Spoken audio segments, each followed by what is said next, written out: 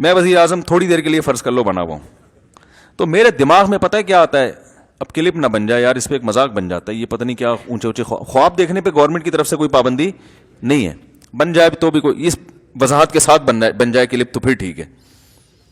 تو فرض کریں میں وزیر اعظم بن گیا, تو میرے ذہن میں پتہ ہے کیا خیال آتا ہے, سب سے پہلے میں کیا کروں گا, مزاروں کو گراؤں گا, کیونکہ اسلام کی ابتدا کہاں سے ہوتی ہے.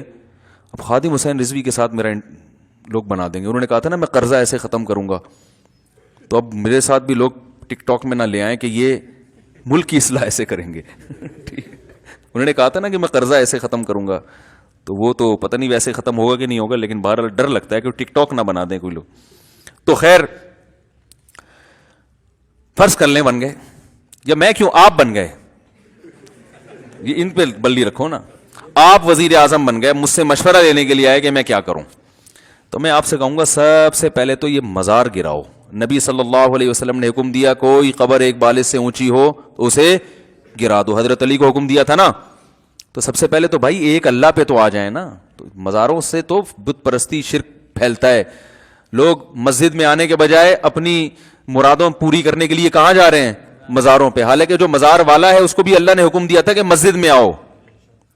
تو آپ کو بھی تو مسجد ہے نا, نبی صلی اللہ علیہ وسلم مراد پوری کرنے کے لیے مسجد میں جاتے تھے نا. کیا خیال ہے بھائی, بیت اللہ جایا کرتے, ہم بھی جب جاتے ہیں حج کرنے تو مسجد نبوی جاتے ہیں یا حج کرنے بیت اللہ جاتے ہیں, حج عبادت ہے نا, تو عبادت کی جگہ کہاں ہے, عبادت کی جگہ مسجد ہے, مسجد نبوی ہے یا مسجد حرام ہے, وہ ہے عبادت کی جگہ.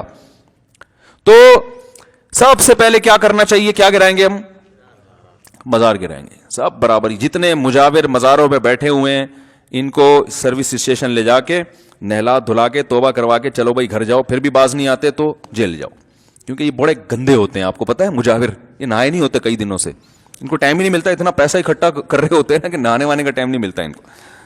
تو باطنی طہارت بھی ظاہری سروس پہ, کیونکہ نہانے سے ویسے عام واش روم میں نہانے سے یہ نہیں اتنا باقاعدہ سروس کروانی پڑے گی. صحیح ہے, تو یہ سارے پابندیاں بھائی ایک عام قبروں کی طرح ہیں. کوئی ٹھیک ہے بزرگوں کا احترام, جو صاحب قبر ہے وہ تو ٹھیک ہے, وہ تو ہر وقت احترام تو جو بھی اللہ والے ہیں, لیکن قبر تو کچی ہی ہوگی, ایک بالش سے زیادہ اونچی نہیں ہوگی, اور قبر پرستی نہیں ہوگی, وہاں کوئی کسی کو مسٹنڈے کو بیٹھنے کی اجازت نہیں ہوگی. قبر پہ آؤ, اپنے لیے دعا مانگو, بزرگ کے لیے بھی مانگو, پتلی گلی سے نکلو. جیسے نبی صلی اللہ علیہ وسلم سے زیادہ معزز قبر کس کی ہو سکتی ہے, تو وہاں کسی کو بیٹھنے کی اجازت نہیں ہے, یہاں صلاۃ والسلام پڑھیں اور آگے سے نکل جائیں. آپ صلی اللہ علیہ وسلم نے فرمایا اللہ میری قبر کو, آپ نے صحابہ امت کو وصیت کی میری قبر کو عیدگاہ مت بنانا, کوئی میلے ٹھیلے کی جگہ نہ بنا دینا. فرمایا اللہ یہود و نصارہ پہ لعنت کرے جنہوں نے اپنے پیغمبروں کی قبروں کو عبادت گاہ بنا لیا, سردہ گاہ بنا لیا. تو یہ تو نبی کی دعا ہے جس کی وجہ سے آج آپ صلی اللہ علیہ وسلم کی قبر محفوظ ہے. اللہ نہ کرے اگر یہ ماں باپ معاملہ ہمارے ہاتھ میں دے دیا جاتا, پاکستانیوں کے ہاتھ میں, تو کیا اشر کیا ہوتا. تو یعنی پاکستانیوں سے مراد یہ جو عامۃ الناس ہیں, عام لوگ ہیں, جو اکثریت تو بدعتی لوگوں کی ہے نا, جو مزار پرست ہیں. تو پہلا کام یہ کروں گا. دوسرا کام میں سب سے پہلے یہ کروں گا کہ بارات کے کھانے پر کیا لگاؤں گا, پابندی.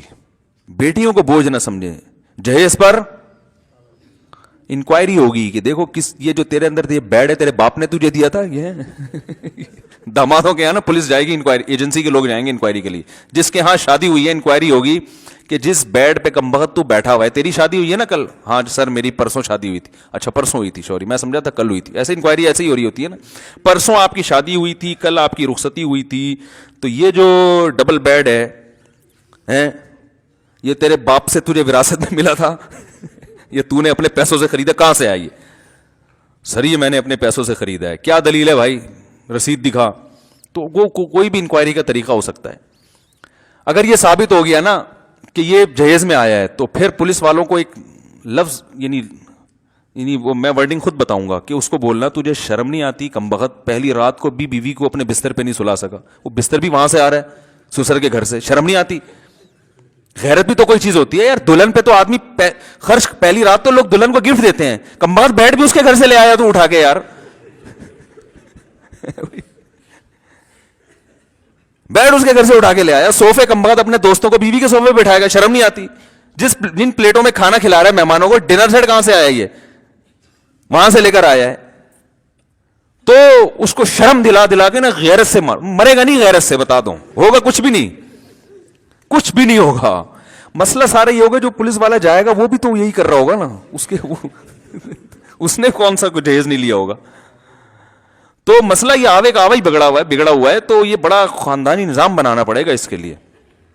تو بہرحال کوئی کیس ہونا چاہیے جہیز وہیز پہ, بھائی جس نے جہیز لیا اریسٹ اندر. تو جب تک یہ حکومت کنٹرول نہیں کرے گی, یہ چیزیں کنٹرول نہیں ہوتی, تو بھائی جب تک آپ کے ہاتھ میں حکومت نہیں آتی ٹھیک ہے, تو جہیز پہ پابندی, بارات پہ پابندی, جہاں کھانا ہو رہی ہے کھانا کھلا کون رہا ہے, لڑکی والے کیوں کھلا رہے ہیں بھائی, تم زیادہ فنڈر بننے کی کوشش کر رہے ہو, آپ صلی اللہ علیہ وسلم سے زیادہ سخی بن رہے ہو.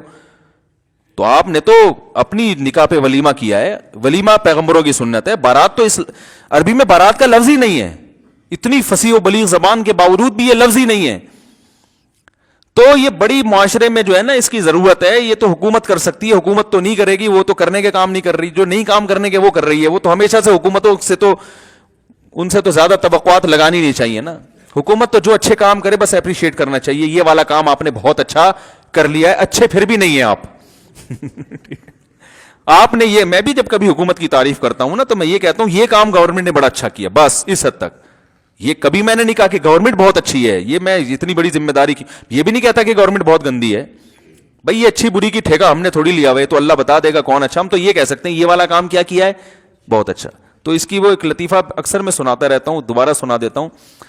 تو جب میں تعریف کیا کروں نا فلاں وزیر اعظم نے یہ تقریر بہت اچھی کی ہے, یہ فلانا کام بہت اچھا کیا, تو مطلب ہوتا ہے یہ کام بہت اچھا ہے. باقی خود کون بہت اچھا ہے نہیں ہے یہ تو اللہ آخرت میں فیصلہ کرے گا, ہمیں کیوں فتویٰ کسی پہ لگائیں کون اچھا کون برا.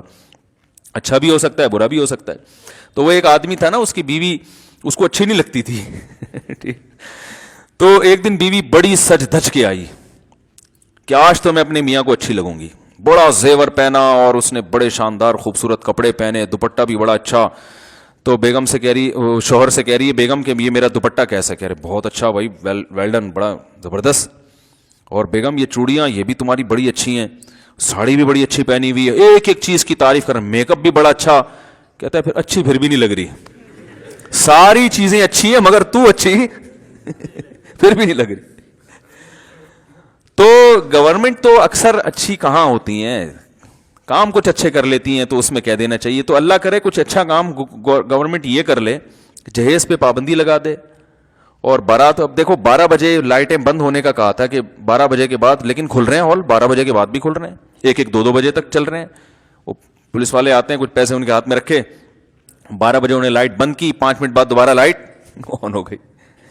تو وہی ہے حساب کتاب چل